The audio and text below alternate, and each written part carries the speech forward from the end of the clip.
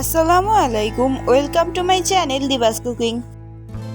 অনেক দিন আপনাদের সঙ্গে কোনো বড় ভিডিও শেয়ার করা হয়নি, তাই আজকে নিয়ে এসেছি আপনাদের জন্য গরুর মাংসের বিরিয়ানি রান্নার রেসিপি। আশা করি আপনাদের ভালো লাগবে। তাহলে চলুন ভিডিওটি শুরু করা যাক।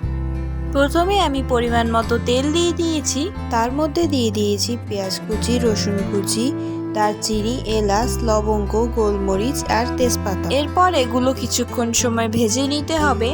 এখানে আমি আগেই গরুর মাংসগুলো ধুয়ে লেবু, লবণ আর গুঁড়া দুধ দিয়ে ম্যারিনেট করে রেখেছি। এই যে পিসগুলো কিছুক্ষণ ভাজা হয়ে গেছে, এবার এর মধ্যে মাংসগুলো দিয়ে দেব। মাংসগুলো দিয়ে ভালো করে নেড়ে নিতে হবে। এরপর দিয়ে দেব 1 চামচ লবণ, কারণ ম্যারিনেট করার সময় আমি লবণ ব্যবহার করেছি। এরপর দেব পরিমাণ মতো বাদাম বাটা, পরিমাণ মতো আদা রসুন বাটা। এরপর এগুলো ভালো করে নেড়ে মিক্স করে নিতে হবে। আমি এখানে ব্যবহার করেছি রাঁধুনির বিরিয়ানি মশলা। এরপর মাংসের ভিতর মশলার প্যাকেটটা ঢেলে দেব। এটা ভালো করে নেড়ে মিশিয়ে নিতে হবে। এরপর মাংসটাকে কিছুক্ষণ কষিয়ে নিতে হবে। মাংসগুলো কষানো হয়ে গেলে এর মধ্যে আমি পরিমাণ মতো পানি দিয়ে দেব মাংসগুলো সেদ্ধ হওয়ার জন্য। এরপর দিয়ে দেব 3 চামচ গুঁড়া দুধ। গুঁড়া দুধ দিয়ে ভালো করে নেড়ে দিতে হবে। তারপর সেদ্ধ হওয়ার জন্য ঢাকনা দিয়ে দিতে হবে। এরপর মাঝে মাঝে ঢাকনা উঠিয়ে বারবার নেড়ে দিতে হবে। এই যে দেখুন, আমার মাংসগুলো সেদ্ধ হয়ে গেছে, ধোয়ার কারণে দেখা যাচ্ছে না। এবার আমি মাংসগুলো নামিয়ে রাখবো। এখানে দেখুন, আমি চালগুলো ধুয়ে ঝাড়া দিতে রেখে দিয়েছি। এবার পোলাও রান্না করার জন্য প্রথমে পরিমাণ মতো তেল দিয়ে দেব। তার মধ্যে পেঁয়াজ দিয়ে ভালো করে ভেজে নেব। পেঁয়াজ ভাজা হয়ে গেলে এর মধ্যে চালগুলো ঢেলে দেব।